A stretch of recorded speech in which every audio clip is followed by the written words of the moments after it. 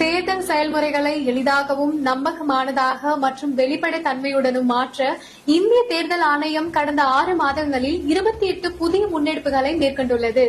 இந்த முன்னெடுப்புகளானது 6 பகுதிகளாக பிரிக்கப்பட்டுள்ளது.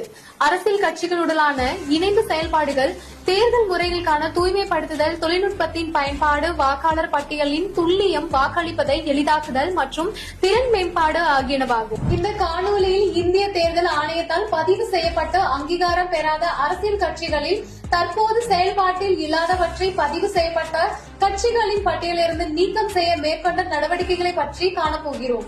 இந்திய தேர்தல் ஆணையம் மேற்கொண்ட இம்முயற்சியின் அடிப்படையில் முதல் கட்டமாக 334 செயல்படாத பதிவு பெற்ற அங்கீகாரம் பெறாத கட்சிகள் இப்பட்டியலிருந்து நீக்கப்பட்டன.